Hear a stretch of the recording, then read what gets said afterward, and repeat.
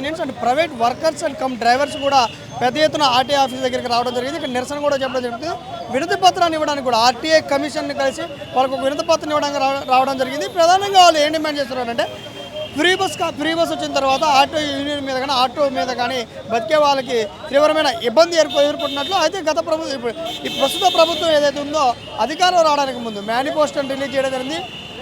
Auto డ్రైవర్లకు జీవనభృతిగా 12,000 ఇస్తారని చెప్పడం జరిగింది. సో ఏదైతే మేనిఫెస్టో చెప్పిందో ఆ 12,000 ఇవ్వాలంటూ తర్వాత ఆర్టీఏ ద్వారా తీసుకొచ్చినటువంటి ఆటో మీద వచ్చే రేడియో స్టిక్కర్లను కూడా అనుమతించాలంటూ మినహాయించాలంటూ తర్వాత ఇప్పుడు ప్రస్తుతం నడుస్తున్నాయి 2 వీలర్స్ నడుస్తున్నాయో అక్రమంగా నడుస్తున్నాయి. ర్యాపిడో ఊబర్ వంటి వాటితో అక్రమంగా నడుస్తున్నాయి. వాటి ద్వారా అవి నడవడం ద్వారా ఆటో యూనిట్స్ వారు కూడా పెద్ద ఎత్తున జీవనభృతిని కోల్పోతున్నట్టు వాళ్ళు ఆవేదన వ్యక్తం చేస్తున్నారు. ఈ గురించి మాట్లాడడానికి చాలా మంది ఆటో యూనియన్ వస్తున్నారు. వారితో మాట్లాడే ప్రయత్నం చేద్దాం. మేము ఆటో మీటర్ ఛార్జీలు పెంచాలని గత 13 సంవత్సరాల నుంచి ఆటో మీటర్ ఛార్జీలు పెంచలేదు కాబట్టి పెంచాలంటున్నాం. ఆటో డ్రైవర్లకు సంవత్సరానికి 12,000 ఇస్తామని చెప్పి హామీ ఇవ్వడం జరిగింది. ఆ హామీని అమలు చేయమని అడుగుతున్నాము. అదేవిధంగా ఆటో డ్రైవర్లకు సంక్షేమ బోర్డు ఏర్పాటు చేయమని చెప్తున్నాం. అనేకమైన డిమాండ్లు ఉన్నాయి. ఆ డిమాండ్లను కూడా ప్రభుత్వం మేము పరిష్కరిస్తామని హామీ ఇవ్వడం జరిగింది. ఇప్పటికి 2.5 సంవత్సరాలు అయినా కూడా ఒక్క సమస్య పరిష్కారం కాలేదు. కాబట్టి ఈరోజు రాష్ట్ర వ్యాప్తంగా అన్ని ఆర్టీ ఆఫీసుల ముందు నిరసన కార్యక్రమాలు తెలియజేస్తున్నాము. అప్పటికి కూడా ప్రభుత్వం స్పందించకపోతే రేపు ఆగస్టు మాసంలో అసెంబ్లీ సమావేశాల సందర్భంగా చలో అసెంబ్లీ కార్యక్రమాన్ని పిలుపునివ్వడం జరుగుతుంది. దాదాపు ప్రభుత్వ సర్వేల ప్రకారమే 40% ఫ్రీ బస్సు వల్ల జిల్లాలలో ఆటో డ్రైవర్లు నష్టం జరిగిందని ప్రభుత్వ సర్వేలు చెప్తున్నాయి.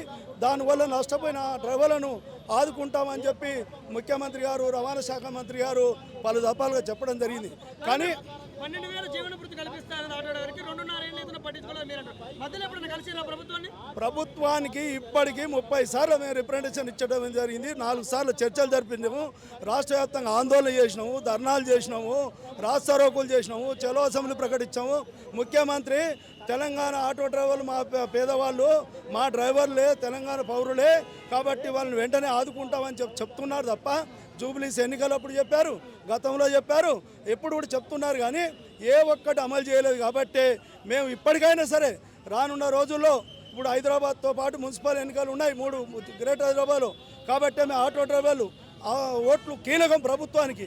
కాబట్టి మేము చెప్తున్నాం, మేము కొంత కోరికలు కోరట్లేదు.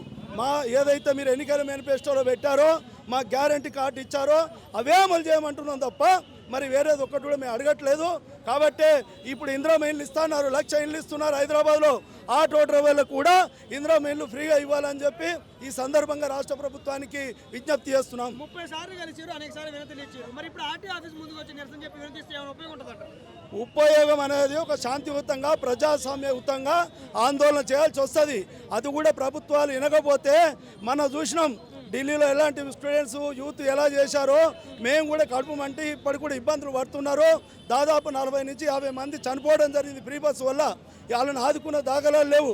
అందుకే పెడచెవిన పెడుతున్నారు. కాబట్టి రాష్ట్ర వ్యాప్తంగా ఆగస్టు నెలలో నిరవధిక సమ్మె చలో అసెంబ్లీ కార్యక్రమాలు నిర్వహించకపోతున్నాము.